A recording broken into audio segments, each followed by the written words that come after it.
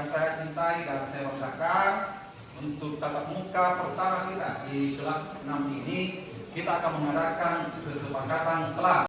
Selanjutnya Bapak sekalian, saatnya menempel stiker apa yang kamu tulis di situ ya. Jadi kita panggil dulu, mulai dari Al-Furqan, silakan.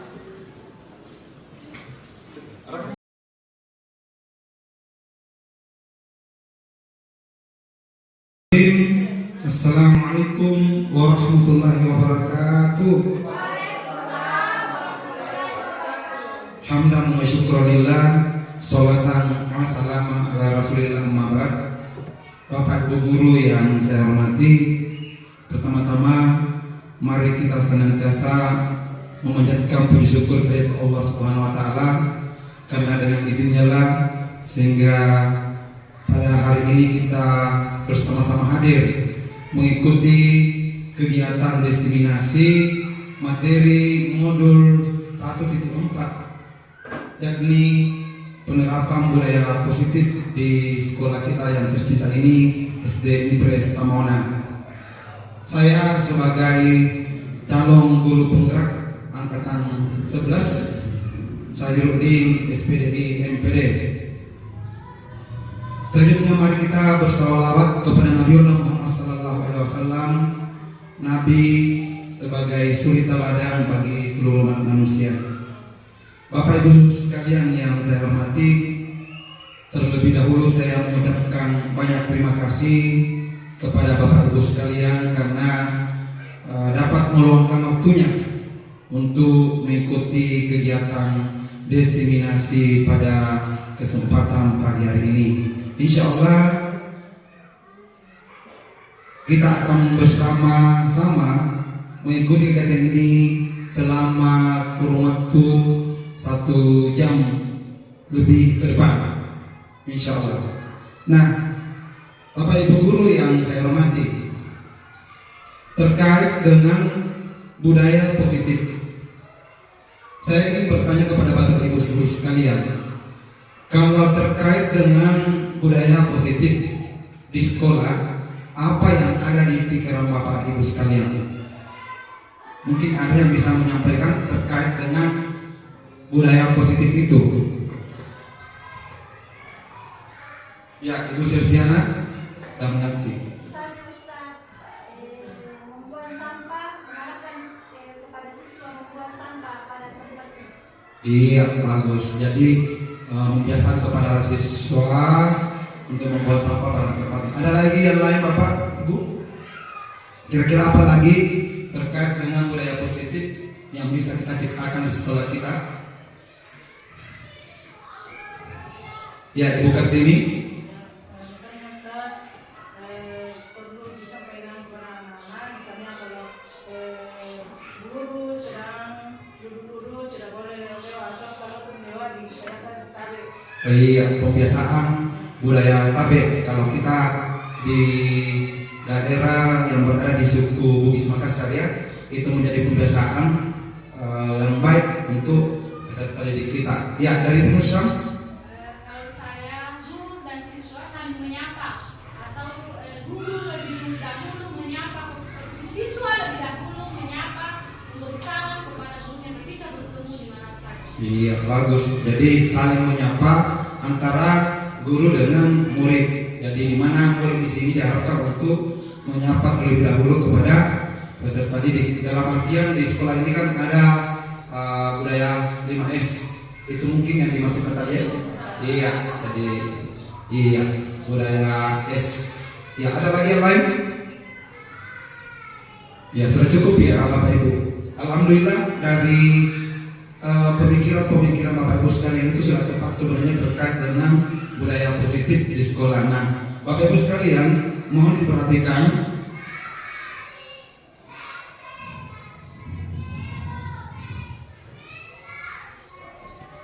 Ada pertanyaan otomatik di atas.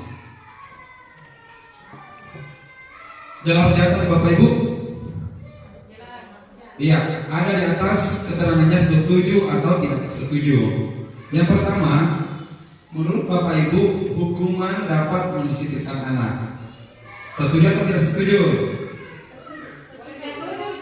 Setuju ya? Iya, tidak apa-apa. Nanti kita sebentar lihat apakah betul itu hukuman dapat mendisiplinkan anak. Yang kedua, pemberian dengan hukuman dengan hal positif seperti membaca atau membersihkan halaman sekolah dapat meningkatkan disiplin anak. Setuju atau tidak setuju? Iya. Setuju ya. Kemudian selanjutnya yang terakhir, memberi penghargaan dapat meningkatkan motivasi belajar anak. Setuju atau tidak setuju? Jadi dari 3 pertanyaan pemantik di atas semua setuju ya Bapak Ibu ya?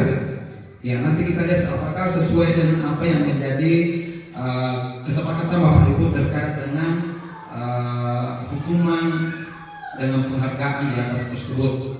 Kita lanjut. Nah, di sini muncul pertanyaan, apa itu budaya positif? Di awal tadi sudah ada yang berikan contoh apa itu budaya positif di sekolah. Nah, kita mau tahu seperti apa itu budaya positif, apa yang dimaksud dengan budaya positif. Bapak Ibu sekalian, budaya positif adalah perwujudan dari nilai-nilai atau keyakinan universal yang diterapkan di sekolah. Nilai-nilai ini dapat terwujud jika kita dapat memahami tentang konsep inti budaya positif. Jadi Bapak Ibu sekalian, budaya positif ini adalah merupakan nilai-nilai atau keyakinan yang menyeluruh, yang universal, yang dapat diterapkan di sekolah. Nah, ada konsep-konsep inti di dalamnya terkait dengan budaya positif. Bapak Ibu, kalau misalnya ada yang tidak jelas bisa ditanyakan sambil berjalan pemaparan saya ya. Iya. Apa konsep inti budaya positif? Nah, ini Bapak Ibu sekalian bisa diperhatikan. Ada 6 konsep inti budaya positif. Yang pertama, disiplin positif. Ya, mungkin tadi itu membiasakan anak-anak yang misalnya perlu disiplin, misalnya membuang sampah di tempatnya, termasuk ya. Itu budaya S misalnya sudah masuk tadi. Kemudian yang kedua adalah teori motivasi, hukuman dan penghargaan. Nah, ada tadi di pertanyaan pemantik. Ini ada teori motivasi, hukuman dan penghargaan. Yang ketiga adalah keyakinan kelas. Yang keempat adalah kebutuhan dasar manusia. Yang kelima adalah 5 posisi kontrol. Yang keenam adalah segitiga restitusi. Keenam konsep inti budaya positif ini adalah Bapak Ibu sekalian akan kita bahas pada hari ini di destinasi ini. Apa itu disiplin positif? Apa itu teori motivasi, hukuman dan penghargaan? Apa itu keyakinan kelas? Apa itu kebutuhan dasar manusia? Apa itu 5 posisi kontrol kita sebagai guru? Dan apa itu segitiga restitusi? Bisa dimengerti Bapak Ibu sekalian? Iya, kita lanjut ya. Nah, di sini ada membuka pemahaman kita. Ya. Ada mungkin saya bisa langsung baca di atas, bisa Ibu resapi, sikapi terkait dengan apa yang terjadi, misalnya terkait dengan narasi di atas. Anda dan teman Anda akan melakukan kegiatan. Cobalah buka. Anda adalah A. Tugas Anda adalah mengepalkan salah satu tangan Anda. Coba Anda bayangkan bahwa Anda menyimpan sesuatu yang sangat berharga di dalam kepalan tangan Anda. Anda perlu menjaga benda tersebut sekuat tenaga Anda karena begitu pentingnya untuk kehidupan Anda. Tugas B, ini adalah rekan kita misalnya dengan Anda, adalah mencoba dengan segala cara untuk membuka kepala tangan Anda. Teman Anda B boleh membujuk, menghardik, mengintimidasi, memarahi, menggoda, menggelitik, bahkan menawari Anda uang agar Anda bersedia membuka kepala tangan Anda. Cobalah lakukan kegiatan, cobalah buka.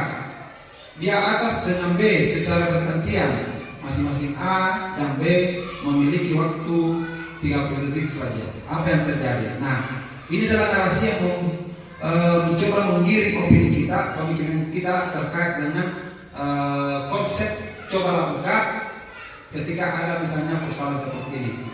Iya. Ada suatu benda yang disimpan dengan kepala tangan yang kuat dari satu teman, kemudian teman yang lain berusaha untuk membuka kepercayaan itu, lalu berusaha membuka dengan berbagai cara, apakah membujuk, merayu, menghardik, mengintimidasi, memarahi, menggoda, menggelitik, bahkan menawari Anda uang agar Anda bersedia membuka kepelantaran Anda, Bapak Ibu sekalian. Ya, ada pertanyaan sampai di sini? Atau kita lanjut saja Bapak Ibu ya? Iya, lanjut.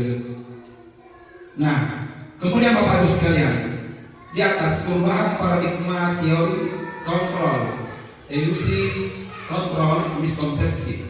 Maksudnya miskonsepsi ini adalah tidak sesuai dengan apa yang menjadi teori atau konsep kita. Yang pertama adalah ilusi guru mengontrol murid, ilusi bahwa kritik dan membuat orang merasa bersalah dapat membuatkan karakter. Selanjutnya ilusi bahwa semua penguatan positif, efektif dan bermanfaat. Ilusi bahwa orang dewasa memiliki hak untuk memaksa. Ini perubahan paradigma teori kontrol dalam suatu hal miskonsepsi Bapak Ibu sekalian. Nah, yang sebenarnya seperti apa? Nanti kita lihat sebentar. Apakah sesuai dengan apa yang menjadi miskonsepsi di atas, ilusi kontrol ini dari perubahan paradigma teori kontrol Bapak Ibu? Kita lanjut ya. Nah, ini mengubah paradigma stimulus respon ke pendekatan teori kontrol. Jadi stimulus ini bisa diartikan dengan penyemangat ataupun rangsangan, ya Bapak Ibu sekalian. Jelas di atas mungkin agak kabur ya, saya bacakan di. Ada di sini dua pendekatan dari teori kontrol adalah stimulus respon dan teori kontrol. Jadi ini adalah pembandingnya ya, teori kontrolnya dengan stimulus responnya. Yang pertama dari stimulus respon, Bapak Ibu sekalian, realitas atau kebutuhan kita sama. Kemudian teori kontrolnya, realitas atau kebutuhan kita berbeda. Nah, itu perbedaannya. Ada yang menganggap dalam stimulus respon itu bahwa kebutuhan itu kita sama. Nah, kemudian dalam posisi teori kontrol itu adalah kebutuhan itu kita berbeda. Perhatikan Bapak Ibu ya, semua orang itu pasti kebutuhannya berbeda-beda. Iya, tidak selamanya itu sama. Ya, walaupun tujuan kita sebenarnya sama, tetapi apa yang membedakan adalah kebutuhannya. Bisa dipaham Bapak Ibu? Kita bisa jalan-jalan lagi ambil ke sini nak. Satu lagi namanya malam. Kemudian kedua, semua orang melihat hal yang sama. Itu dalam stimulus respon. Kemudian bagaimana teori kontrolnya? Bahwa setiap orang memiliki gambaran berbeda. Iya.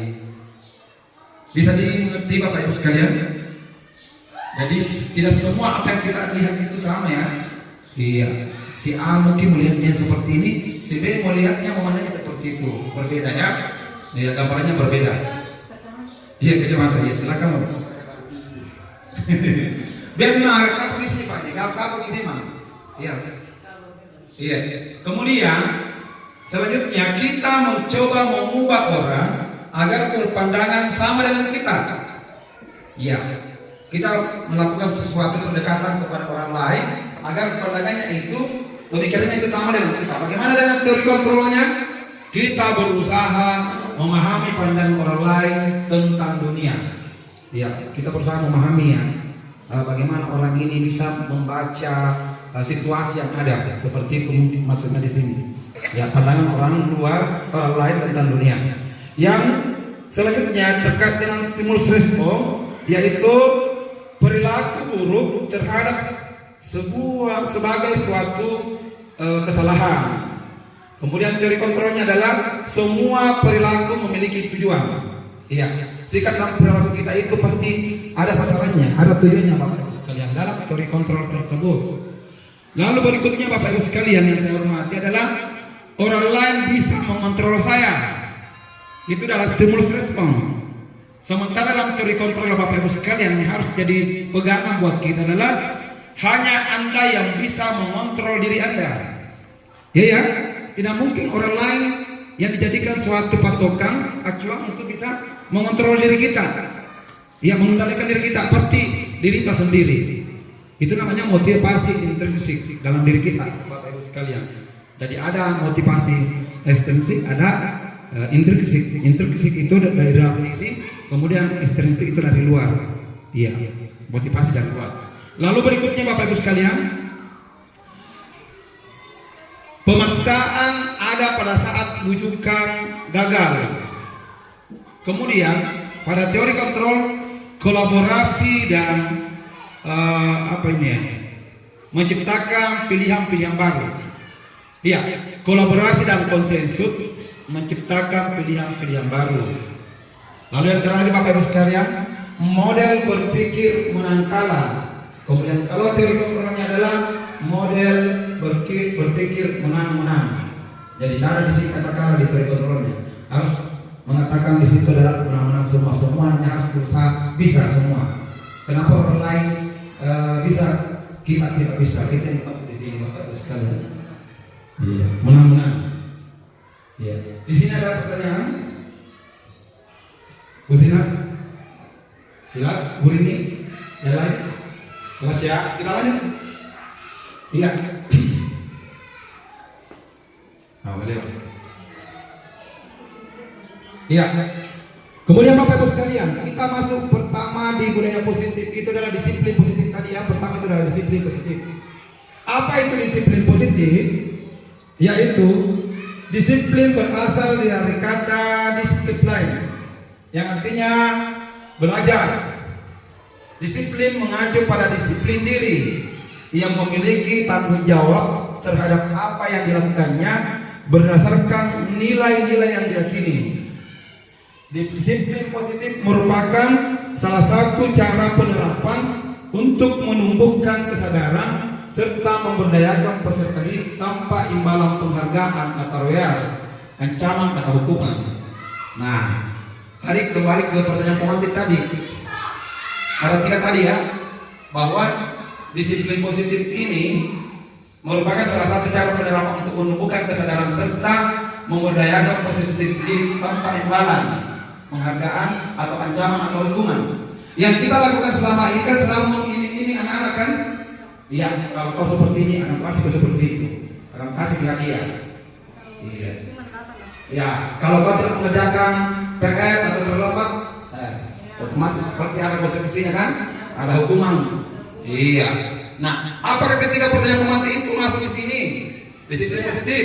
Tidak. Tidak kan? Tidak. Iya, ada tadi dia setuju atau tidak setuju tadi sebagai pertanyaan pemantik. Tadi Ustaz jawabannya setuju. Iya. Ternyata setelah dibuka di disiplin positif, Iya. ternyata tidak setuju. Iya, itu. Makanya saya mengingatkan saja dia buat dia Bu, sementara tidak ya. Iya, jadi ternyata semua yang menjadi kebiasaan-kebiasaan kita selama ini terhadap murid, terhadap peserta didik itu tidak relevan. Yang menjadi harapan untuk kita sebenarnya terkait dengan budaya positif itu. Iya. Jadi imbalan berupa penghargaan itu lewat itu, ancaman atau hukuman bukanlah suatu hal yang mendisiplinkan peserta didik. Iya. Ya Pak ya, bisa dipahami ya.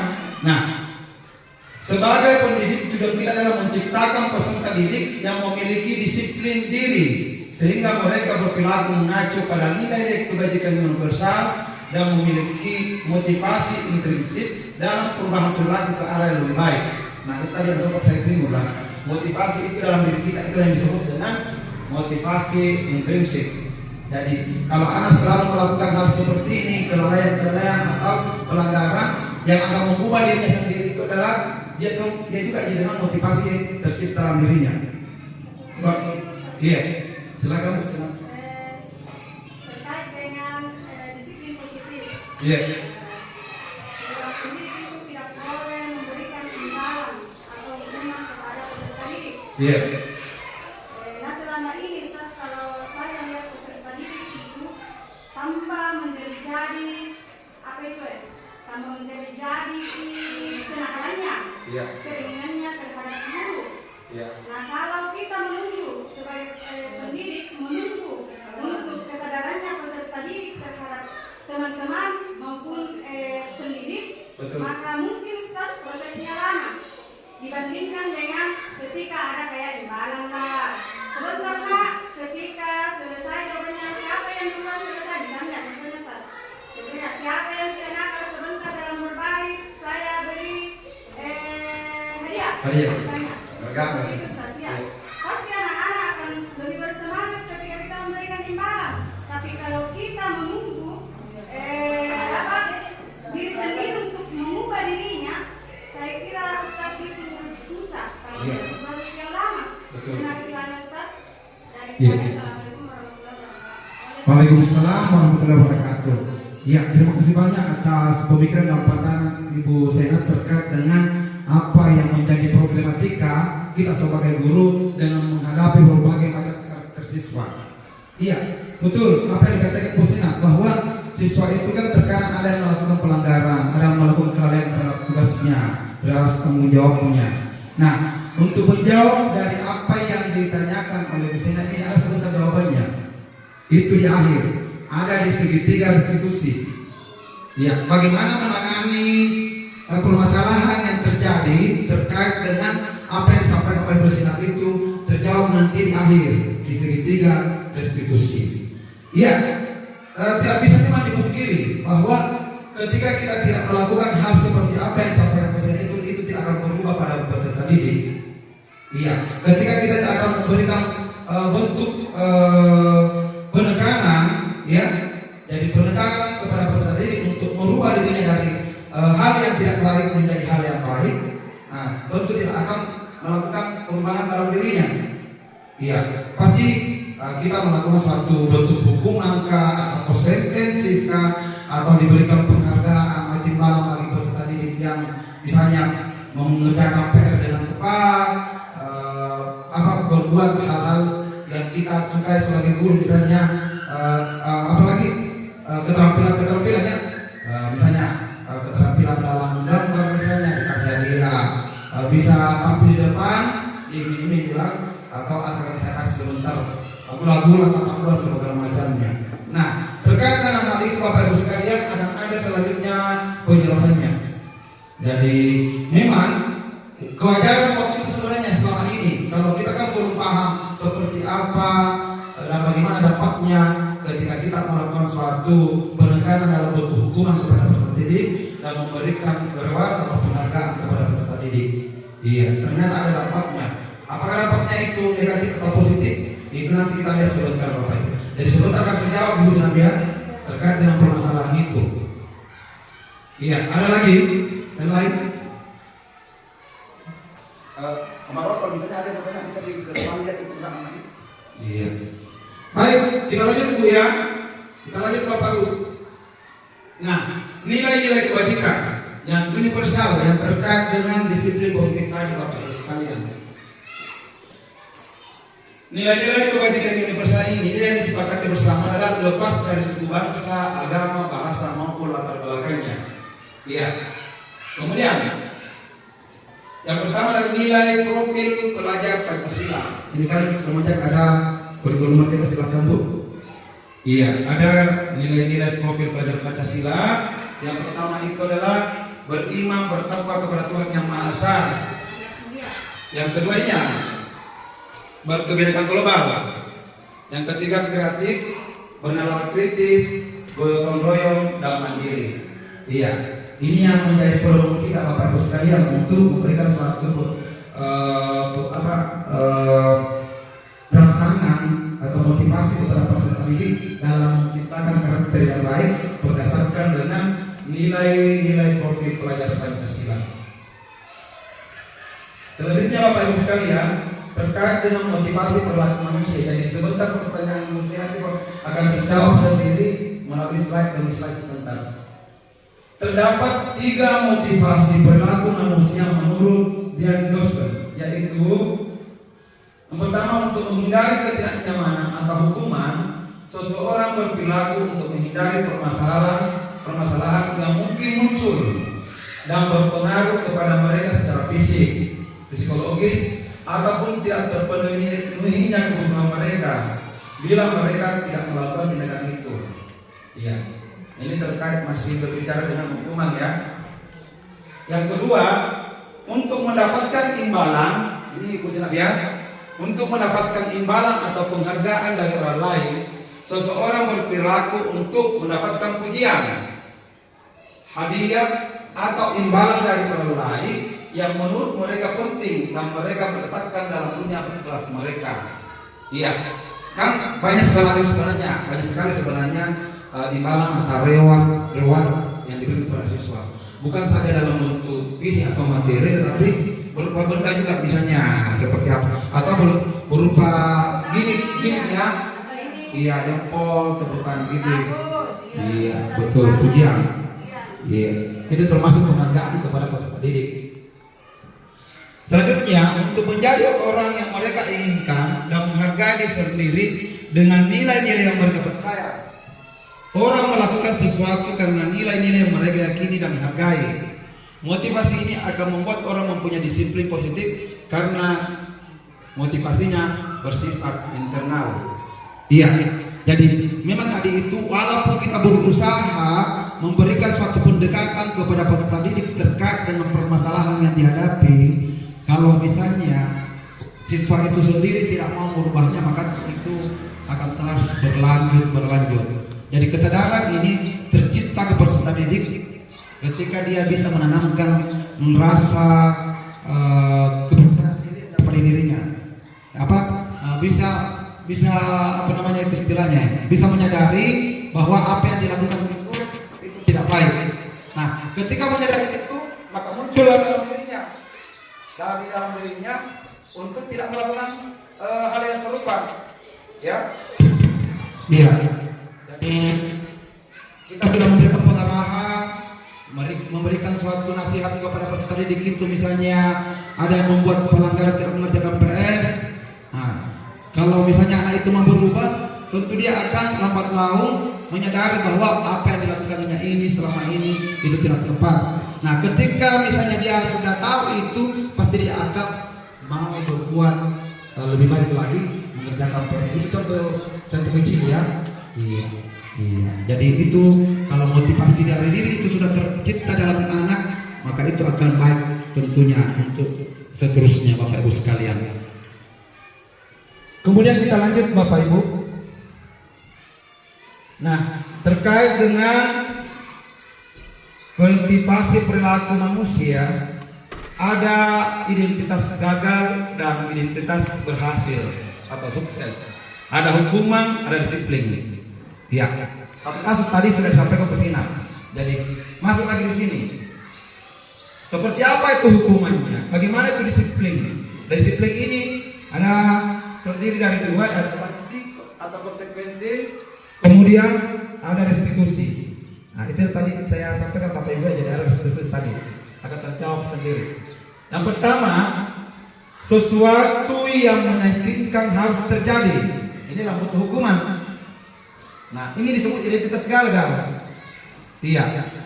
Jadi kalau dalam hukuman sesuatu yang menyakitkan harus terjadi. Kemudian sanksi atau konsekuensinya, sesuatu harus terjadi. Ini kalau dalam bentuk sanksinya. Iya. Misalnya mengganti pulpennya temannya kalau hilang, kalau lapitnya misalnya tuh, ya harus ganti, itu konsekuensi sanksinya. Kemudian bagaimana restitusinya? Perubahannya yang terjadi, restitusi merupakan pilihan. Nah, seperti apa restitusi? Sebentar nanti saya bahas Bapak Ibu. Ada nanti bisa sendiri. Ya mungkin sebentar ada bertanya. Restitusi merupakan pilihan. Apa tadi dikatakan tadi? Kenapa bisa dikatakan restitusi merupakan pilihan? Karena di sini ada langkah-langkahnya Bapak Ibu sekalian. Kemudian kedua, tidak nyaman untuk murid atau anak untuk jangka waktu panjang. Itulah hukuman yang merupakan identitas gagal Bapak Ibu sekalian. Bagaimana dalam mendisiplinkan dalam bentuk sanksi atau konsekuensi? Tidak nyaman untuk murid atau anak untuk jangka waktu pendek. Nah, ada jangka panjang, ada jangka pendek. Kemudian bagaimana restitusinya?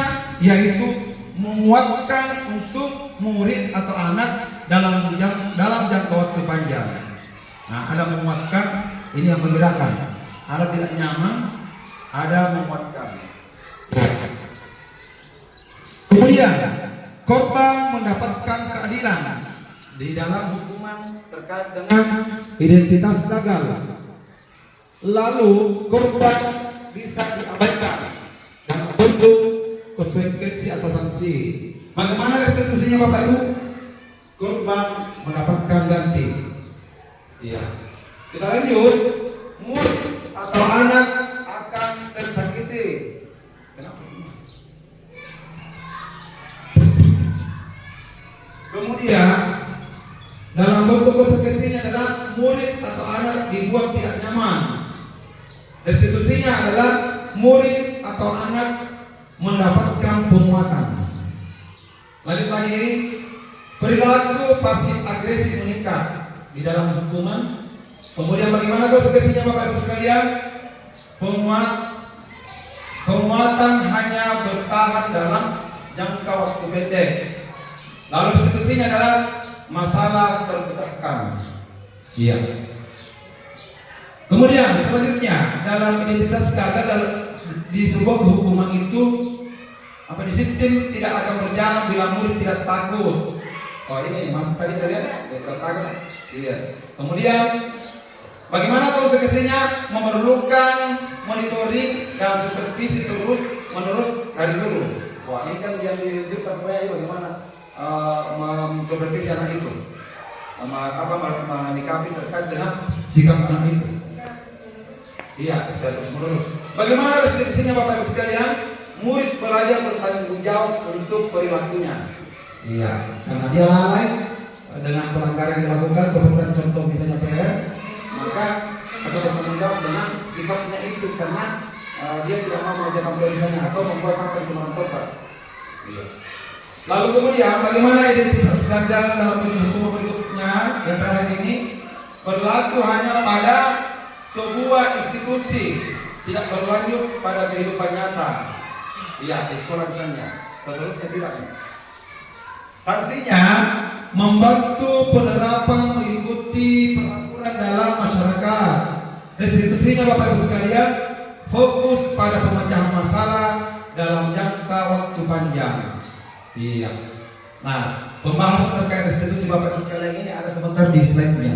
Jadi ini masih gambarnya seperti apa restitusi itu dalam memecahkan suatu permasalahan Bapak Ibu sekalian yang masuk pada identitas berhasil atau sukses. Ada pertanyaan sampai di sini? Iya. Di poin kedua, Stas. Poin kedua. Jangka panjang dan jangka di bentuk hukumannya itu ada jangka panjang itu? Sanksinya adalah jangka pendek. Kemudian apa itu yang ketiga?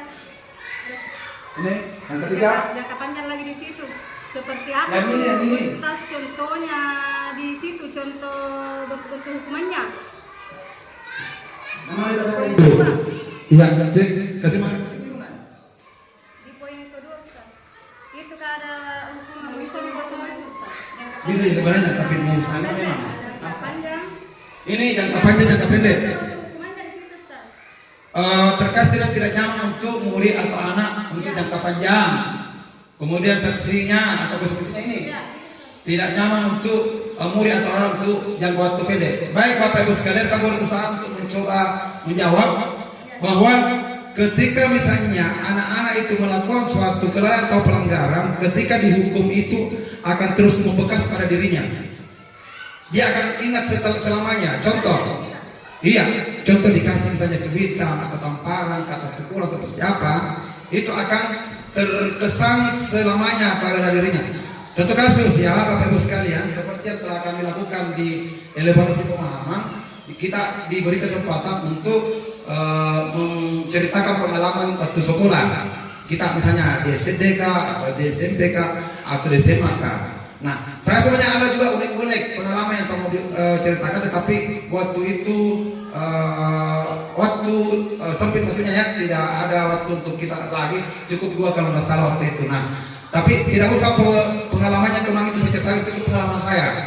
Ya, cukup pengalaman saya Bapak Ibu sekalian.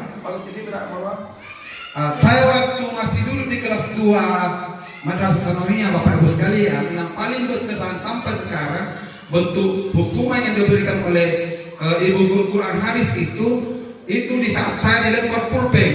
kena langsung saya, hidung saya kan?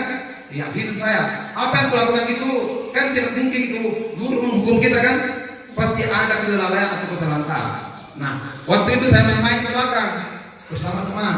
Nah, ibu guru Quran hadis ini di depan sedang menjelaskan. Saya sedang main, tidak memperhatikan penjelasan ibu guru. Dilemparlah saya pulpen pas kena ibu guru ini. Nah, pasti kena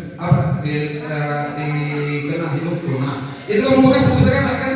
Nah, itu namanya jangka panjang seterusnya.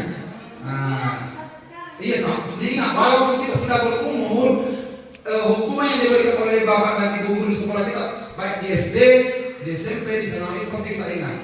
Nah, itulah yang dimaksud dengan apa itu? Iya, jangka panjang saja. Murid anak itu jangka panjang. Nah, bagaimana jangka pendeknya kalau bentuk spesifik?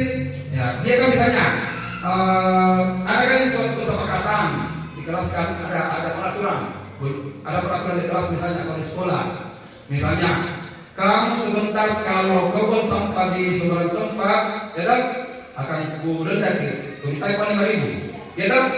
Nah, itu kan biasa dilakukan, termasuk saya, ya tak? Iya, 5.000. Saya selalu bilang begitu. Nah, iya. Nah, kalau misalnya anak itu melakukan, pasti ditagih kan? Nah, kemudian anak itu pasti di situ tidak ingat. Jangka pendek kita itu berikutnya tidak diam. Karena untuk pembelajaran paling dirinya itu betul seperti di ceritanya. Oh, karena memang saya melanggar peraturan yang dibuat di sekolah atau di kelas. Nah, saya disuruh membayar begini karena sudah memang ditentukan disepakati kita. Nah, itu sampai di situ di dalam itu yang disebut dengan jangka pendek. Jangka pendek. Iya, bukan komis, iya betul. Iya, jadi itu kalau merupakan konsekuensi atau sanksi. Iya. Ada lagi Bapak Ibu sekalian? Kita lanjut ke slide berikutnya ya. Nah, bagaimana tindakan guru? Nih, ada bentuk pertanyaan Bapak Ibu sekalian terkait dengan pertanyaan tadi ya. Iya. Kita akan jawab bersama di sini. Yang pertama di atas yang kita lihat bersama tindakan guru, bagaimana dengan hukuman atau konsekuensi? Apakah dari tindakan guru ini masuk hukuman atau konsekuensi? Bisa kita jawab sebentar ya. Mencatat 100 kali di dalam buku kalimat saya tidak akan terlambat lagi karena terlambat ke sekolah. Bapak Ibu sekalian, apakah itu hukuman atau konsekuensi? Konsekuensi? Iya. Nah, Bapak Ibu, apakah benar sebentar atau salah? Sebentar ada jawabannya. Lari mengelilingi lapangan basket 2 kali karena terlambat hari di sekolah. Hukuman atau konsekuensi? Hukuman. Bagaimana Ibu ini? Hukuman. Murid di mana apa itu? Apa tidak tulis? Murid diminta untuk push up 15 kali karena tidak menggunakan masker ke sekolah. Apakah itu hukuman atau konsekuensi? Hukuman. Lalu kemudian menggantikan kertas tugas teman yang telah dicoret-coret. Hukuman atau konsekuensi? Iya. Sebentar kita lihat apakah cocok jawabannya. Membersihkan tumpahan air di meja tulis karena tersenggol pada saat belajar. Konsekuensi. Ya, selanjutnya murid disuruh untuk mengenakan sepatu seharian di sekolah karena tidak mengenakan sepatu hitam. Murid disuruh untuk mengenakan sepatu seharian. Dia tidak mengenakan kapan? Tidak mengenakan sepatu seharian di sekolah karena tidak mengenakan sepatu hitam. Apakah itu konsekuensi atau hukuman? Hukuman ya? Ya, kita lihat sebentar. Lari mengelilingi lapangan basket 2 kali karena terlambat 10 menit untuk belajar PJK. Hukuman atau konsekuensi? Iya. Bagus sekali jawaban Ibu. Apakah sepakat dengan slide berikutnya? Ya, ini. Tadi ada yang menjawab pertama konsekuensi. Sama halnya dengan ada yang menjawab dia begitu disasarlah untuk diminta keterangan bertubuh ini elaborasi pemahaman. Ditanya sama instruktur dari mana itu. Karena dia menjawab hukuman apa tadi konsekuensi. Maka dia ada yang menjadi sampel untuk ditanya kenapa sampai bisa menjawab konsekuensi. Nah, Jadi itu adalah hukuman ya, bukan konsekuensi. Kenapa? Karena mencatat 100 kali itu dalam bentuk kalimat itu kan suatu hal yang ringan ya. Ini telah berapa kali lama 100 kali ini. Jadi itu adalah hukuman. Benar. Hukuman. Lari mengelilingi lapangan basket 2 kali karena terlambat hadir di sekolah. Tadi sudah jawab dia benar di hukuman. Murid diminta untuk push up 15 kali karena tidak menggunakan masker ke sekolah, hukuman. Dijawab tadi benar ya? Iya betul. Menggantikan kertas tugas teman yang di konsekuensi tercoret. Iya, karena itu sudah menjadi kesepakatan. Lalu apalagi nih? Membersihkan tumpahan air di meja tulis karena tersenggol perasaan pelajar. Konsekuensi. Iya. Murid disuruh untuk tidak mengenakan sepatu seharian di sekolah karena tidak menggunakan sepatu hitam. Hukuman. Jadi hukum karena seharian ini tidak pakai sepatu. Iya, itu berat.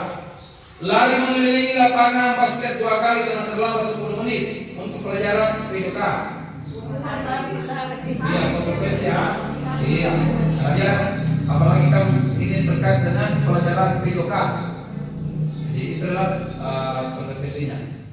Nah, jelas kita sudah bisa membedakan mana hukuman, mana konsekuensinya. Yang harus Iya. Kalau konsekuensi itu bentuk apa tuh istilahnya? Iya, ringan sebenarnya. Iya, ringan. Iya, ringan dia bentuk sanksinya. Karena bentuk sanksi ceritanya saat dia melanggar. Kalau hukuman itu berat itu seperti tadi. Iya, akan membuka selama-lamanya seperti saya sampai sekarang pun. Iya, berikutnya. Masih semangat Bapak Ibu?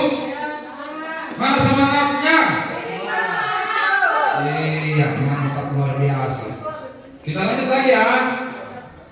Nah ini Boy semangat Boji. Pertanyaan kalau tidak jelas Boji supaya tidak ngantuk. Berdasarkan tabel tadi itu Bapak Ibu ya. Berusaha semangat. Iya.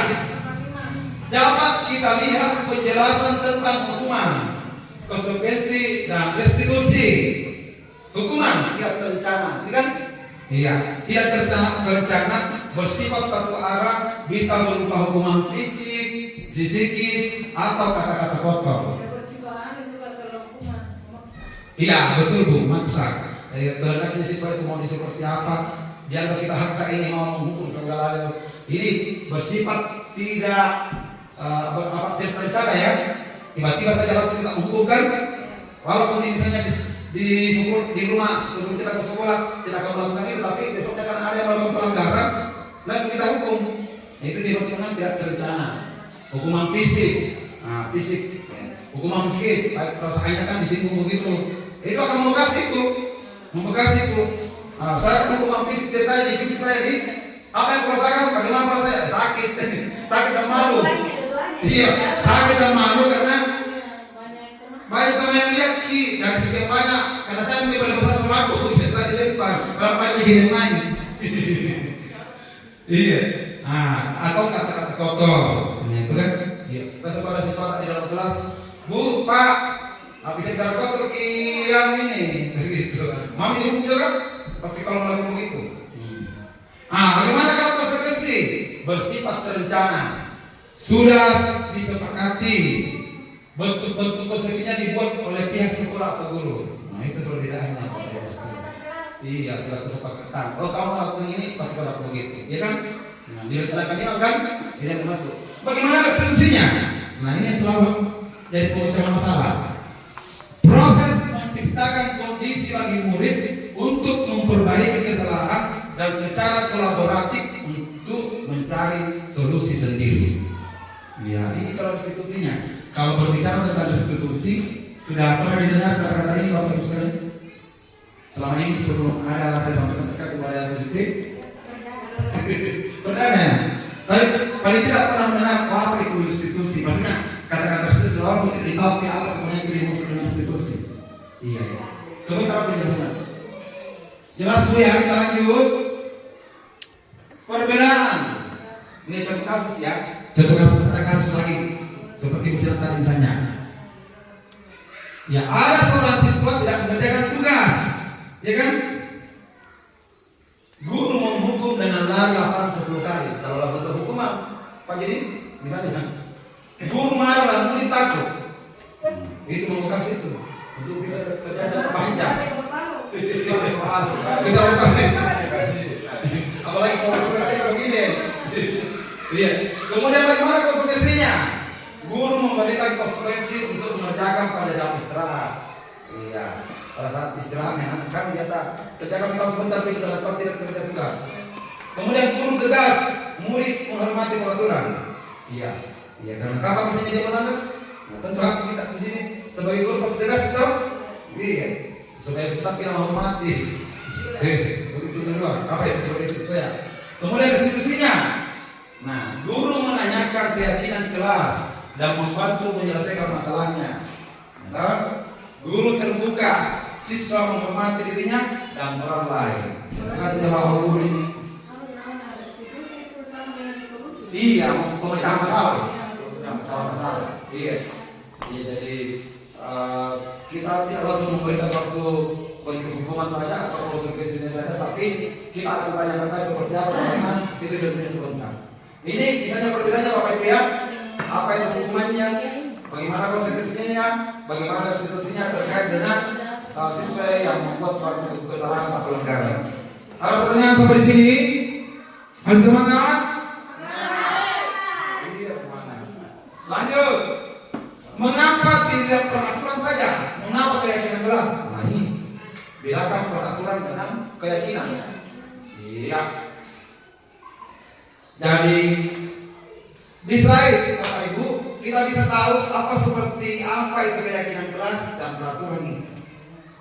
Nah, mengapa kita memiliki peraturan harus menggunakan apa ini? Helm bila mengendarai kendaraan roda dua. Iya. Ini sebenarnya ada keyakinannya.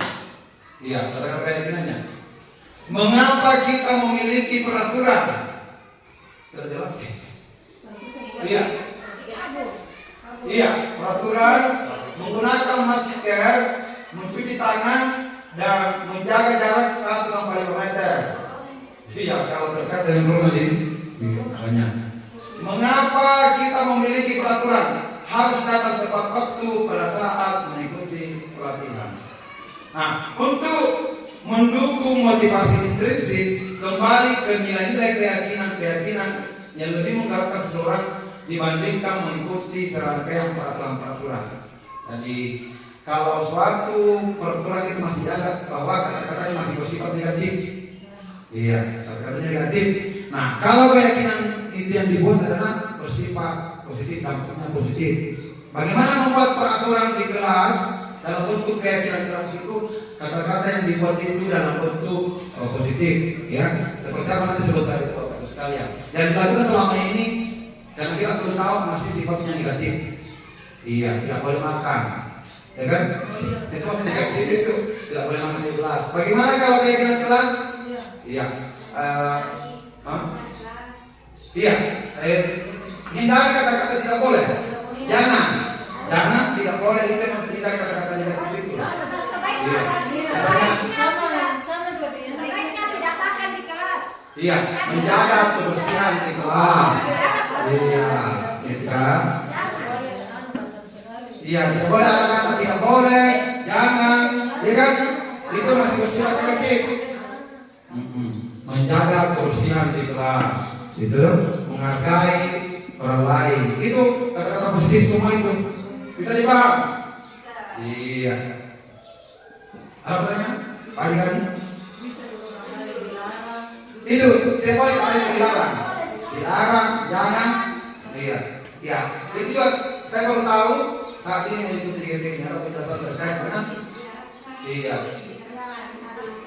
Iya. Iya. Apa lagi? Ketawanya tidak atau boleh. Iya. Kalau selanjutnya di sini kata tidak atau tidak boleh. Iya, itu kata tidak boleh. Tidak boleh makan. Iya. Tidak boleh. Dia diawali dengan cara. Iya. Dia diawali dengan cara yang lain. Iya. Ya kelas dia begitu Ji. Simpel Ji. Tidak boleh terlalu banyak itu keyakinan yang dibuat. Yang penting bisa dikerjakan Karena bisa juga tidak bisa dipertanggungjawabkan kalau betul tadi. Ada sih, sekolah aman. Misalnya. Ya, begitu di simpel-simpel di.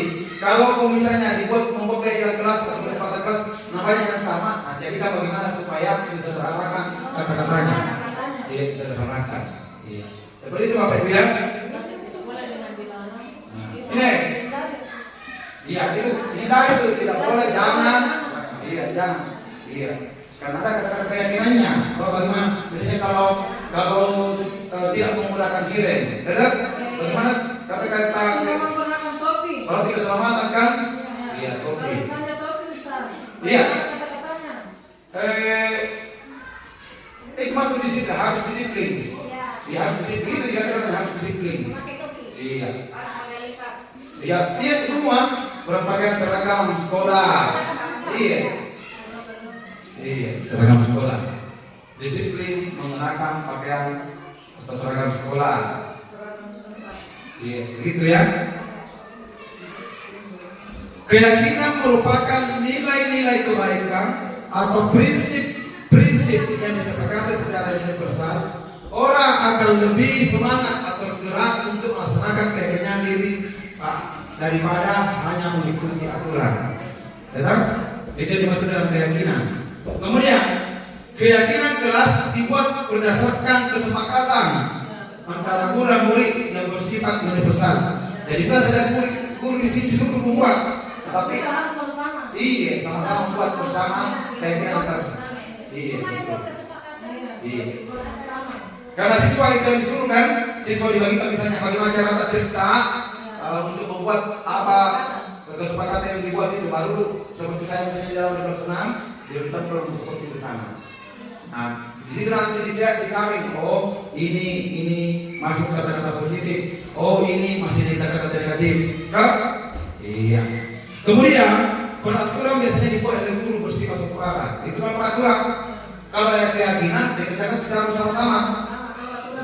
Guru di sekolah itu sendiri misalnya. Iya. Bisa paham kita lanjut ya. Iya. Prosedur pembuatan keyakinan sekolah atau kelas. Ini dari masing-masing nanti kita buat Bapak Ibu ya. Iya. Mencurahkan ide, misalnya dibagi ini kertas-kertas kepada anak. Nah kalau kami ide kan, oh saya ini. Ya begitu. Mencatat semua masukan. Misalnya ditempel di sana tuh, kita catat nih, oh ini bisa diambil disaring masuk ke saya tadi. Oh ini sudah cocok untuk kata-kata positif terkait dengan keyakinan kelas. Saat itu kalau sudah dibagikan lembar catatan Ustaz karena berbagai cara, sebentar dimusyawarahkan lagi. Iya. Yang mau diambil. Iya bisa lagi lah atau tanpa dikembalikan kepada peserta didik karena dia sudah mengeluarkan idenya, kita ambil situ dan seleksi ceritanya itu. Oh ini yang saya mau satukan dengan ini. Misalnya kan hampir sama dengan katanya biasanya cuma bilang misalnya. Yang memperbaiki Iya. sepengetahuan peserta didik. Iya kita nih, karena kita sudah meminta idenya kan, jadi kita mami yang perbaiki apa yang merumuskan ke dalam bentuk keyakinan kelas dengan kata-kata positif tadi itu. Dengan menilai kata-kata itu tidak boleh, jangan, ya kan? Kemudian meninjau kembali, ini yang ada nih, mengganti kalimat negatif ke positif. Iya, ini mengganti kalimat negatif ke positif, Bapak Ibu sekalian. Sudah saya jelaskan tadi. Meninjau kembali, oh apakah ini bisa dipertanggungjawabkan semua kelas, apa semua warga di dalam kelas ini, baik guru maupun iya. Apa tanya? Tinjau ulang keyakinan yang sudah tersusun, ya dilihat kembali. Apakah saya layak Bapak Ibu menyetujui dan menandatangani keyakinan? Nah, iya, benar. Iya, ada misalnya kita siapkan di atas itu seperti mana apa sih namanya? Apa tuh kertas baru di kita ini semua anak-anak menandatangani itu. Ini tangan semua anak. Karena sudah sepakat nih. Kemudian menempel keyakinan kelas pada dinding kelas. Itu menurut saya ditempel di dalam. Seperti itu. Selanjutnya kita lanjut ya. Nah ini kebutuhan dasar manusia, 5 posisi kontrol, segitiga restitusi. Nah pertanyaan pemantik. Apa yang pertanyaan pemantiknya? Ibu Ambar guru wali kelas 2A di SD Pelita Hati sedang bingung menghadapi ulah salah satu murid di kelasnya. Doni beberapa anak di kelas 2A telah datang padanya dan mengeluhkan Doni yang seringkali meminta bekal makan siang mereka dengan paksa. Jika Anda menghadapi situasi seperti Ambar, apa yang Anda akan lakukan? Menurut Anda, kira-kira apa alasan Doni melakukan hal itu? Anda bisa menjawab? Kita baca ulang. Ibu Ambar, guru wali kelas 2A di SD Pelita Hati, sedang bingung menghadapi ulas salah satu murid di kelasnya. Doni namanya. Beberapa anak di kelas 2A datang padanya dan memelukkan Doni yang seringkali meminta bekal makan siang mereka dengan paksa. Jika Anda menghadapi situasi seperti Ibu Ambar, apa yang akan Anda lakukan? Menurut Anda, kira-kira apa alasan Doni melakukan hal itu? Ya, coba berusaha. Menghadap ke sini. Kita menghadap ke sini. Ya, Memberikan iya. saran kepada Doni, kemudian menghubungi orang tua Doni tentang hal yang dilakukan Doni di sekolahnya, karena yang dilakukan Doni berakibat dari kelalaian orang tua yang memberikan bekal kepada anaknya. Iya, tepuk tangan untuk berusaha. Bertanya dulu kepada Doni. Iya, dulu. Kenapa sehingga Doni itu tidak membawa bekal Iya. hari ini dan kemarin-kemarinnya? Iya. Kemudian menanyakan mungkin alasannya Doni itu mengatakan bahwa karena ibu saya tidak pernah menyediakan bekal untuk saya. Iya. Itu saja, Ustaz. Oh iya, tepuk tangan untuk Bu Zainal. Terima kasih banyak atas pemikiran tahu jawaban terkait dengan pertanyaan politik. Ada lagi? Bukan ini dia. Ya, bisa. Mungkin saya tidak jauh beda dengan jawaban dari Bu Sena. Jadi menurut saya mungkin ditanyakan dulu bagaimana keadaan Doni. Ya, ditanyakan keadaannya kenapa tidak bawa bekalnya, kemudian konsultasi sama orang tua. Iya. Kemudian dikasih saran tidak boleh seterusnya begitu. Itu sifatnya memaksa. Iya. Mungkin itu dari saya Ustaz. Iya. Terima kasih. Alhamdulillah, terima kasih banyak dari Bu Kartini terkait jawaban dari pertanyaan pemantik. Dari Bu ini, Anda mau juga sampaikan lagi. Pemantik masih juga. Kalau tadi hampir sama semua dengan jawabannya Ibu Sina dengan Ibu Kartini. Pertama-tama itu harus menanyakan dulu alasan daripada si Doni ini, karena perlakuannya ini secara terus-menerus. Iya. Artinya bukan satu kali, tapi secara terus-menerus untuk memaksa teman-temannya. Kemudian menelusuri terkait alasan yang telah disampaikan Doni. Apapun itu alasannya, kita harus pastikan alasannya benar atau tidak. Dengan cara ya kita cari tahu kepada keluarganya. Mungkin kita harus mendatangi atau apa. Kita harus telusuri supaya kita tahu lebih jelas dan apakah benar alasan daripada Doni ini. Mungkin itu Ustaz jawaban saya. Sekian, saya kembalikan. Iya, terutama untuk Ibu Lili Juniati, alhamdulillah. Masih ada di belakang? Wajib? Iya.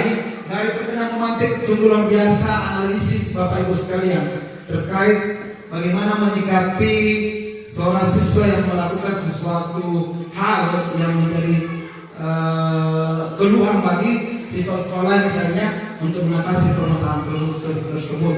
Sangat bagus semua analisa Bapak Ibu sekalian. Sekali lagi tepuk tangan semuanya. Iya. Jadi kita tidak langsung serta-merta menghukum ini. Iya, pasti kita melakukan pendekatan dulu.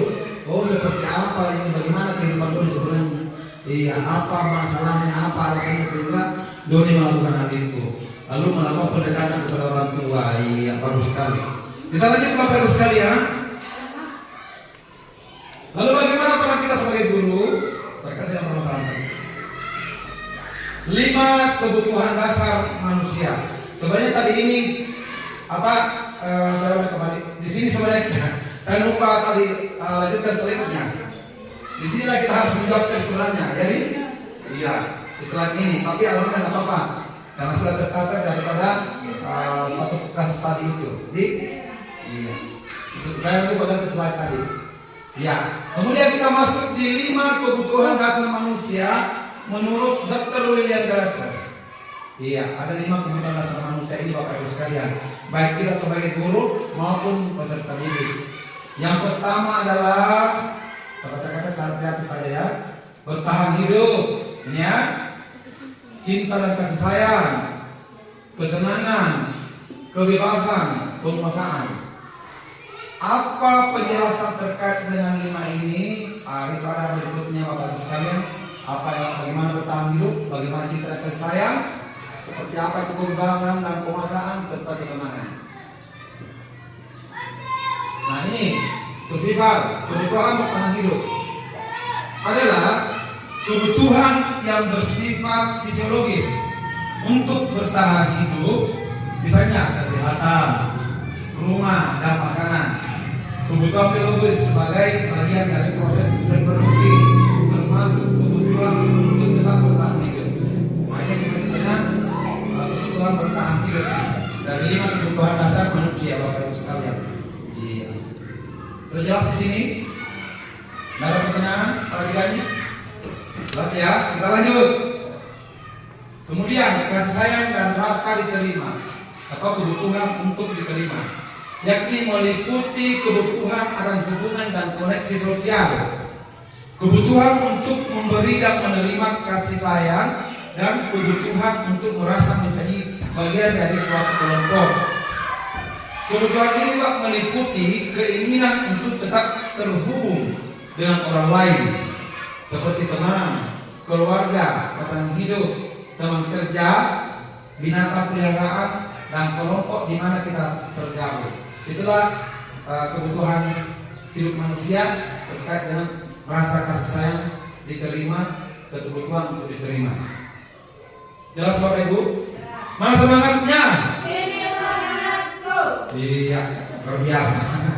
Terus salut, salut, salut, salut, salut, salut. Iya, masuk semangat. Lanjut ya, power atau penguasaan dari 5 kebutuhan dasar manusia, yaitu kebutuhan ini berhubungan dengan kekuatan untuk mencapai sesuatu, menjadi kompeten, menjadi terampil, diakui atas prestasi dan keterampilan kita, didengarkan dan memiliki rasa harga diri. Kebutuhan ini meliputi keinginan untuk dianggap berharga, bisa membuat perbedaan, bisa membuat pencapaian, kompeten diakui, dihormati. Ini meliputi self system dan keinginan untuk meningkatkan pengaruh. Jadi itu suatu hal berpenguasaan. Kalau misalnya kita sebagai guru bisa berinovatif, nah, kalau kita bisa diakui, ya, melakukan suatu pencapaian, juara-juara selalu kita antarkan anak untuk meraih juara, itu suatu pencapaian, itu adalah penguasaan. Seperti baru-baru ini perkemahan, ya kan? Banyak juara-juara diraih sehingga kita meraih posisi kedua, juara umum 2. Alhamdulillah, itu sesuatu power kita sebagai guru terhadap peserta didik kita. Iya, karena itu adalah suatu pencapaian yang sangat luar biasa Bapak Ibu sekalian. Kita lanjut. Kebebasan.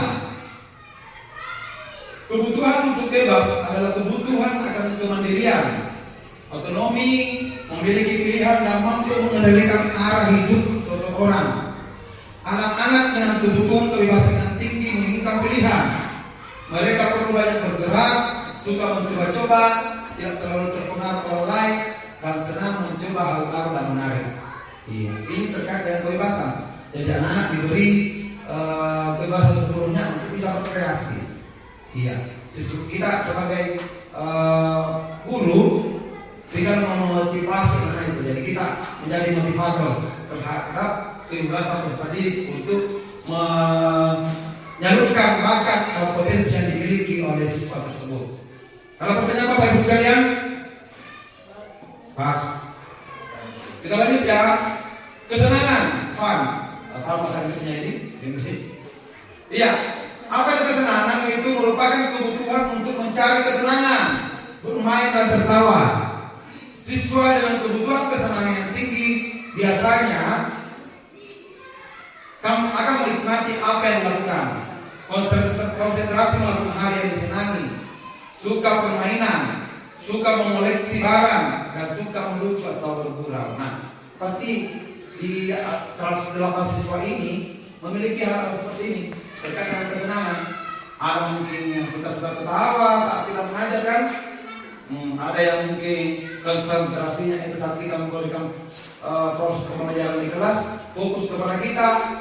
Ada yang misalnya suka permainan, bermain sambil belajar ya, atau belajar sambil bermain. Mana benar itu? Sama sih? Iya. Belajar sambil bermain, jadi kebutuhan anak itu berbeda-beda. Ada mungkin sambil bermain itu baru enak, merasa nyaman untuk mengikuti pelajaran. Iya, jadi bermain sambil belajar. Ini salah satu visi juga Ki Hajar Dewantara terkait bagaimana kita sebagai guru ini menuntut dalam pendidikan anak mengikuti kebersamaan dan kontrak alam itu. Suka mengoleksi barang, hobi kan? Terkait dengan hobinya apa itu? Barang-barang antik misalnya, itu termasuk suka melucu, bergurau. Jelas Bapak Ibu ya? Lanjut. Nah ini Bapak Ibu bertanya, konsep 5 kebutuhan dasar manusia tidak hanya berlaku bagi anak-anak atau murid-murid, namun juga bagi manusia dewasa.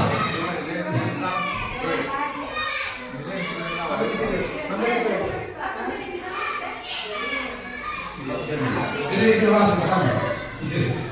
Saya kembali ya. Konsep 5 dari kata ini, kalau dia ternyata ada jadi nanti video tadi bilang ya ternyata ya. Konsep 5 kebutuhan dasar manusia tidak hanya berlaku bagi anak-anak atau murid, namun juga bagi manusia dewasa seperti kita dulu. Dalam setiap sekolah ada para tenaga pendidik dan kependidikan. Coba Bapak Ibu lihat di sekolah kita, ya. Ini disuruh kita untuk menyikapi apa yang terjadi di sekitar sekolah ini, di sekitar sekolah kita. Dapatkah Bapak Ibu memprediksi? Kira-kira guru mana yang memiliki kebutuhan dasar yang tinggi akan penguasaan, kebebasan, kesenangan, atau kasih sayang dan kebebasan ini? Artinya di dalam kita ini yang hadir di sekolah ini, misalnya di dalam ruang ini, sebagai guru di sekolah ini, di antara 5 kebutuhan dasar manusia, ada misalnya guru memiliki ini? Kasih sayang wajib. Ya ini.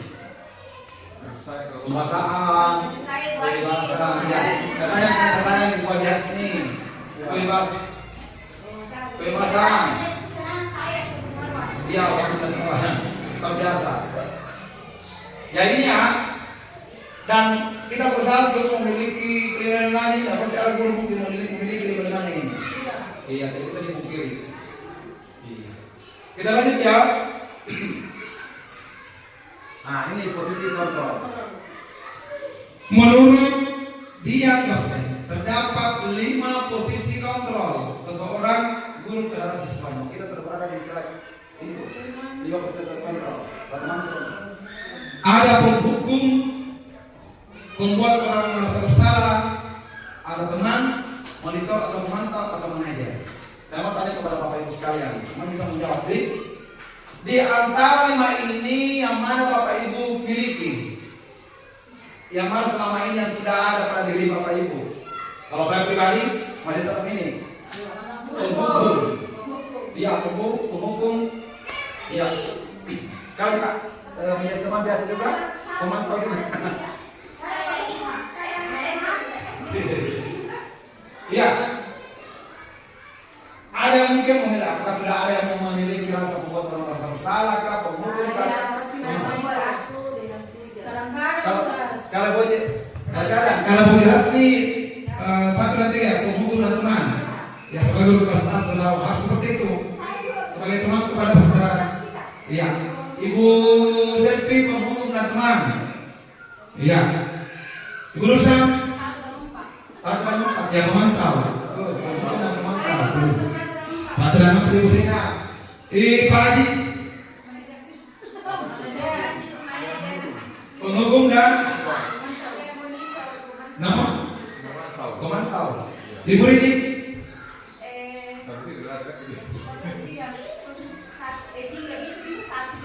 satu dan tiga. Iya. Iya. Bagaimana siswa bisa merasa bahwa saya adalah ini karena ini Iya. Membuat orang merasa. Iya. Jadi bisa juga membuat orang merasa bersalah. Kalau itu Marwan, di Marwan pas pertama di sini nah. Iya. Sini. Iya, di sini sebelah ngambil sini. Sini dekat sini. Sebagai di video. Ada Jos, pas tadi masuk jam. Gak apa-apa sih. Sebab banyak kerja di dalam. Sini gini. Iya. Bisa.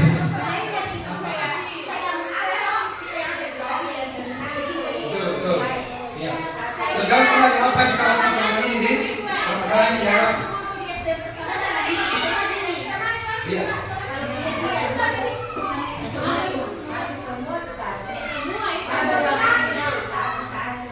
Iya, tergantung persoalan atau permasalahan apa yang kita hadapi kepada kita diri.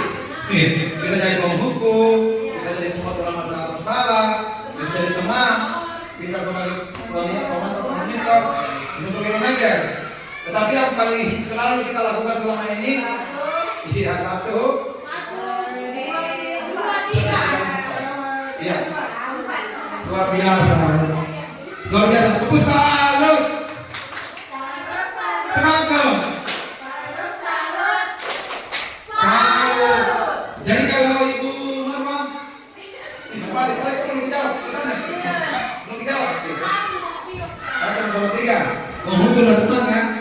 Iya. Jadi ini memang tidak bisa dipungkiri ya, kita tidak bisa lari dari ini sebenarnya. Selama ini termasuk saya Bapak sekalian, menghukum dan memantau. Karena juga teman-teman, iya. Berikutnya Bapak Ibu sekalian.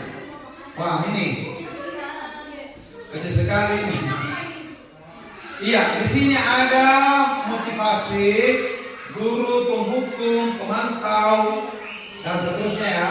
Ada motivasi eksternal, ada motivasi intrinsik. Identitas gagal, perilaku kontrol negatif, perilaku kontrol positif, kontrol diri.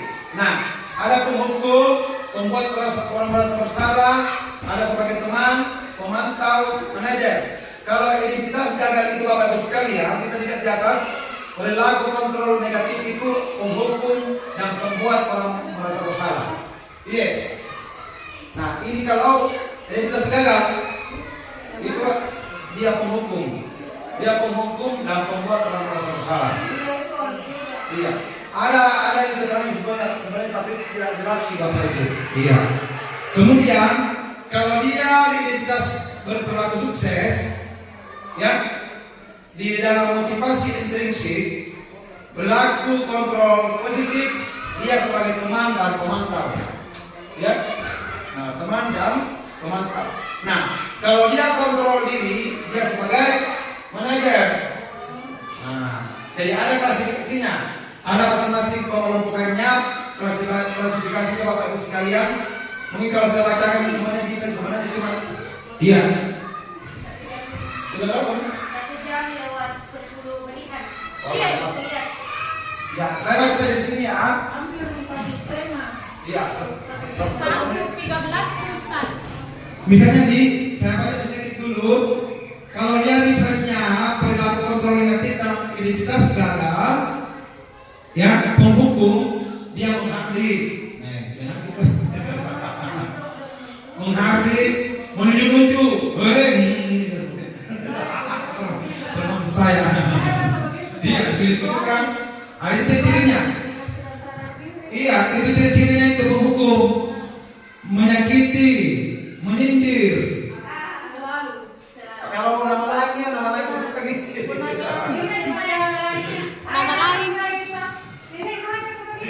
Nama lain. Pak.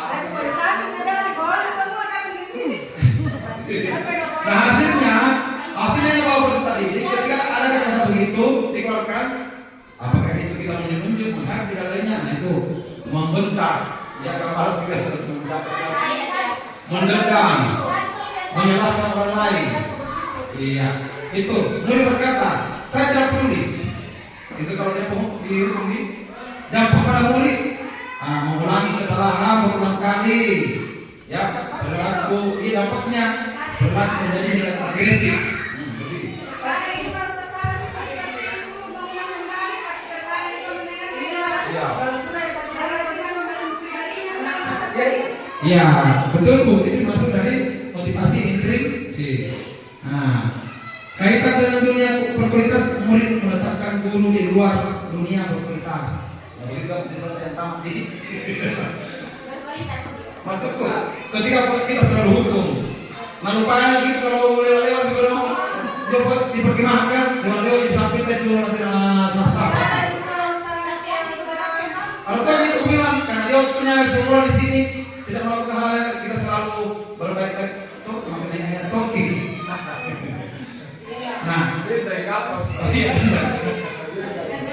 iya, iya. Nah itu. Nah bagaimana kalau membuat orang merasa bersalah? Nah ini berceramah, menunjukkan kekecewaan mendalam. Oh biasa kita apa gitu? Iya, Pak. Pasti disadari itu. Ini kata-kata gue. Kamu sudah mengecewakan ibu bapak. Saya sangat kecewa dengan kamu tidak pakai jualan. Aku boleh berpikir masih. Kata-kata kemarin di mimbar Bu, ini saya kecewa. Iya. Nah, ini namanya membuat orang merasa bersalah. Bersalah itu karena agak.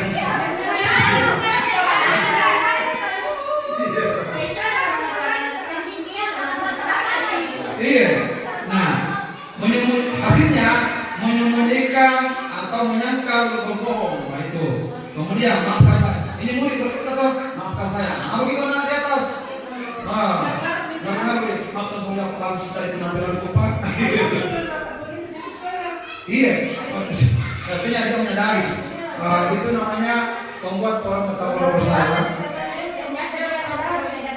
Jadi kalau negatif, ternyata melakukan di atas, ternyata tampil di bawah, tampil apa itu orang jadi kamu tidak merasa tidak aman.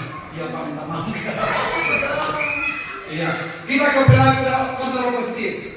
Ya, membuatkan alasan-alasan untuk murid-muridnya kalau dia kemana.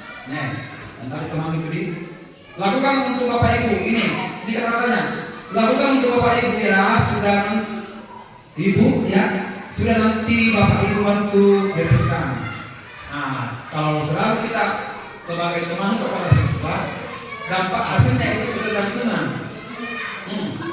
Iya nanti saya apa yang kecil di kelas. Contoh kecilnya misalnya kalau siswa itu akan selalu tergantung pada kita, misalnya membawa sampah atau tidak menjilat mengambil sampah. Iya. Kalau misalnya kita sebagai teman, saya pergi waktu dulu, apa nih?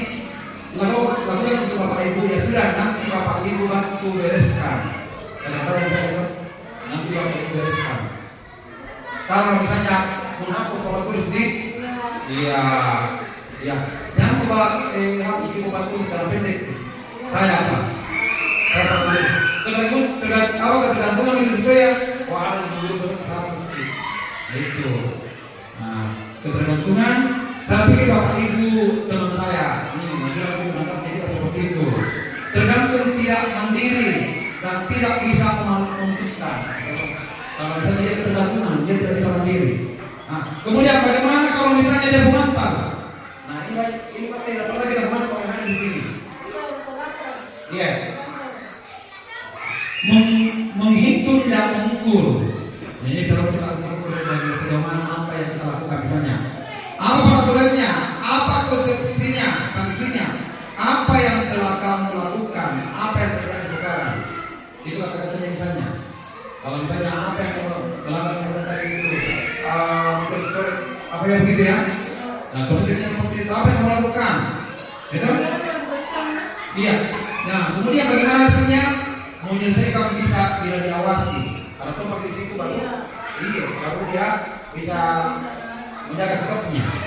Iya. Nah, kemudian murid berkata, saya akan dapat berapa bintang kalau misalnya melakukan hal tersebut. Jika sudah melakukan hal tersebut, saya akan mendapatkan apa? Oh, biasa itu selalu menghitung kali tadi. Mungkin sudah pun ditanya, kalau anak kerja, berapa gaji, berapa dikasihkan apa ini? Begitu kan? Berapa nilai dikasihkan kalau misalnya dibersihkan ini ruang KSK? Iya, mengharap di bala. Itu namanya pemantau. Nah, bagaimana kalau kontrol diri sebagai manajer? Ini, iya, mengajukan pertanyaan seperti ini. Apa yang kita yakini? Apa yang kamu meyakini hal tersebut? Kalau kamu meyakini, kamu memperbaikinya. Kalau kami memperbaikinya, jadi kira-kira hal tersebut akan menggambarkan apa tentang dirimu. Kemudian bagaimana hasilnya? Menguatkan watak atau karakter sifatnya. Bagaimana murid berkata? Bagaimana caranya agar saya bisa memperbaiki keadaan saya? Saya akan memperbaiki masalah ini dengan baik, misalnya memproduksi diri, bagaimana menjadi diri yang lebih baik. Misalnya tuh ada yang melakukan kesalahan atau pelanggaran dalam kelas, ya kan? Nah, kita tanyakan, kamu tahu tidak terkait dengan keyakinan kelas kita di sekolah ini? Apa di kelas ini? Kemudian siswa itu menjawab, ya tahu Pak. Nah, kemudian nilai-nilai keyakinan apa, nilai kebajikan apa yang kamu langgar, keyakinan apa yang kamu langgar? Misalnya membuat sampah di sebarang tempat, begitu kan? Iya, itu namanya memberikan pertanyaan dengan kontrol diri sebagai manajer. Kita bisa tahu sebagai manajer. Tidak langsung diberikan konsultasi atau hukuman. Ditanya, kamu tahu tidak terkait dengan keyakinan kelas kita? Keyakinan apa yang keyakinan apa yang kamu tidak tunjukkan? Apa sudah jawab sesuai keyakinan kelas? Yaitu misalnya menjaga kebersihan. Iya.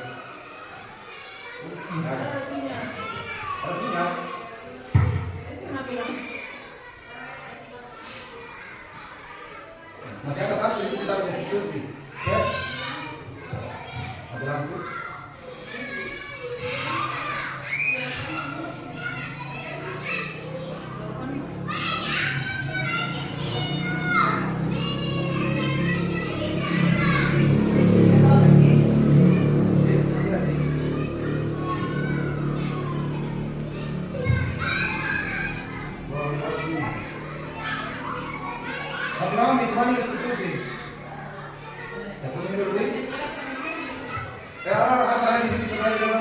Sebentar di kapten dikasih masih di ya.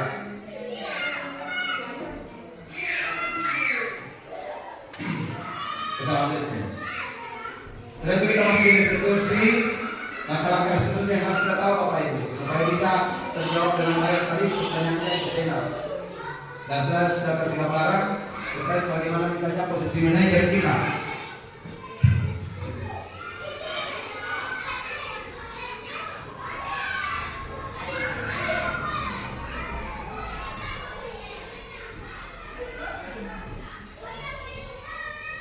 Ya. Jadi kita berusaha Bapak Ibu sekalian, kita semakin berat ke kanan. Maksudnya semakin berat ke posisi kontrol diri, yaitu manajer. Itu kita usahakan bersama-sama, termasuk saya sebagai pembelajar dan sebagai calon guru penggerak. Ya, jadi dari penghukum, pembuat orang merasa bersalah, kita lebih dorong ke kanan lagi sebagai teman, pemantau, manajer. Dalam kategori identitas berhasil atau sukses, berusaha menjadi manajer Bapak Ibu sekalian. Kemudian posisi kontrol apa yang sudah Bapak Ibu terapkan selama ini? Ini pertanyaan tadi. Penghukum dan ada yang menjawab pemantau, ada yang menjawab teman, ada pemantau yang merasa bersalah, ya. Kita lanjut. Nah, ini restitusi. Terakhir itu. Apa itu restitusi? Menurut dosen, restitusi merupakan proses menciptakan posisi bagi siswa untuk memperbaiki kesalahan mereka kesalahan mereka, sehingga mereka bisa kembali pada kelompoknya dengan karakter yang lebih kuat. Restitusi dapat membantu siswa menjadi lebih mempunyai tujuan, disiplin positif, dan memulihkan dirinya ketika berbuat kesalahan. Restitusi menguntungkan korban dan si pembuat salah. Ya, ini solusi. Itu yang dimaksud dengan restitusi. Memecahkan suatu masalah yang terjadi di siswa kita dengan mengambil langkah-langkah restitusi. Apa langkah-langkah restitusinya Bapak Ibu sekalian yang harus ketahui? Yang pertama adalah ini segitiga restitusi ya. Ini segitiga restitusi. Yang pertama adalah menstabilkan identitas. Iya. Jadi kita panggil baik dulu ke siswa, ditanya apa misalnya yang dilakukan, ya. Nah, itu namanya menstabilkan identitasnya. Nah, kemudian validasi mereka yang salah. Apa yang kita lakukan di sini? Tentunya kita misalnya sebagai guru, ya, sebagai manusia itu kita sudah menyadari bahwa tidak semuanya itu bisa berbuat kesalahan misalnya.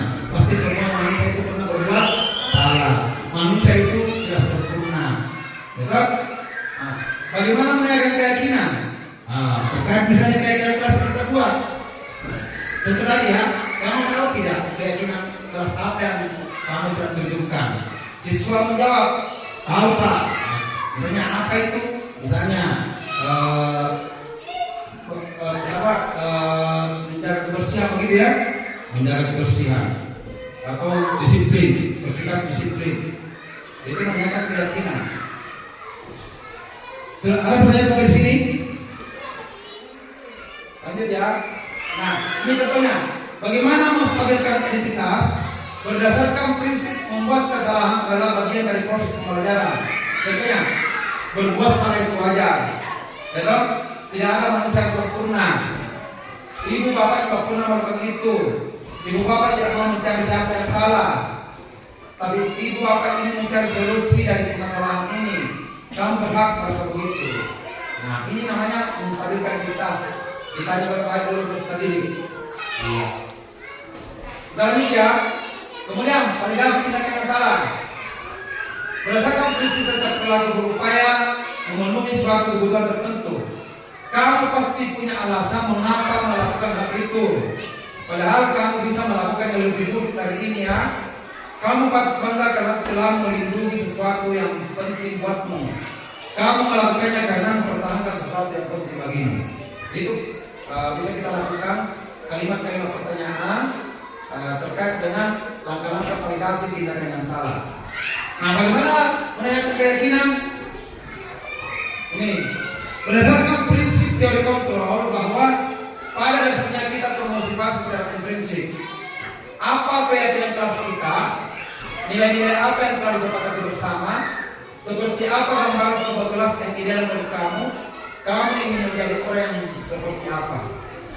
Ada pertanyaan sampai di sini Bapak Ibu? Sudah jelas ya? Nah, kembali kepada kasus tadi dan menjadi permasalahan kita bersama. Semua guru pasti pernah menghadapi itu dari pertanyaan Ibu Sena.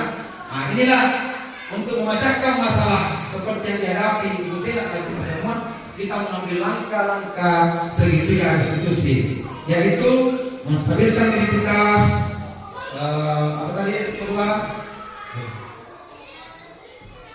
Validasi tindakan yang salah dan menanyakan keyakinan. Ini yang kita lakukan untuk mencari solusi dari persoalan atau permasalahan yang dihadapi ketika ada siswa yang melakukan suatu pelanggaran. Ya Bapak Ibu ya, sepakat itu? Sepakat Bapak Ibu untuk langkah-langkah mengambil langkah segitiga restitusi untuk mencari solusi dari permasalahan yang dihadapi. Sepakat ya? Iya. Baik Bapak Ibu. Nah, saya rasa kita sudah berada di bagian penutup dan alhamdulillah rangkaian diseminasi hari ini berjalan dengan baik dan lancar walaupun ada kesalahan teknis tadi karena faktor jaringan atau langsung laptop saya mati. Jadi dalam penerapan program disiplin positif Bapak Ibu, hendaknya guru memiliki standar kepribadian profesional dan sosial yang baik, mampu merefleksi diri dalam posisi kontrol saat ini, serta dapat menjadi among atau manajer sehingga dapat menuntun anak ke arah yang lebih baik, yakni menjadi manusia mandiri, merdeka, dan bertanggung jawab. Itu Bapak Ibu sekalian, itu yang kita lakukan. Jadi kompetisi guru kita sebagai guru ya harus ditunjukkan. Itu kepribadian, profesional, sosial, dan sebagainya. Bapak Ibu sekalian, demikianlah diseminasi kita hari ini terkait dengan penerapan budaya positif. Kalau hubungan masih ada yang belum jelas, bisa kita tanyakan Bapak Ibu sekalian. Ada yang bertanya?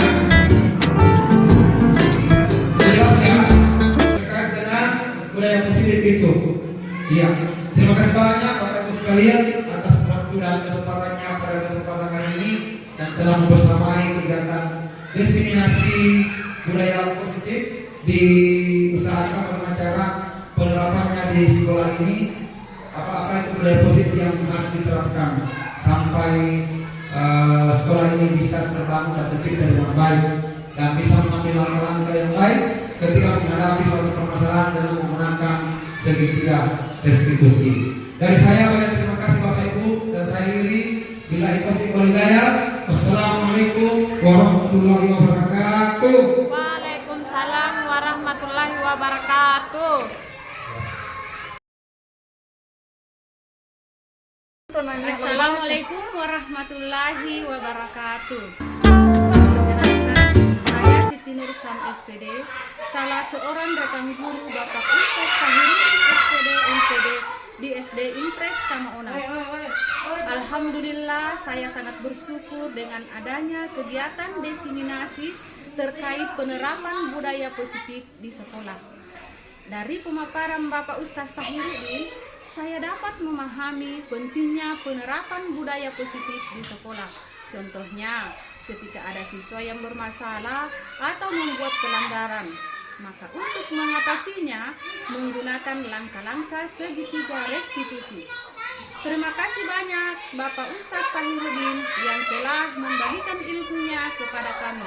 Sukses selalu dalam mengikuti pendidikan calon guru penggerak angkatan ke-11 Kabupaten Bantaeng. Wassalamualaikum warahmatullahi wabarakatuh. Assalamualaikum warahmatullahi wabarakatuh. Perkenalkan, saya Kartini SPD GR, salah seorang guru SD Impres Tamauna.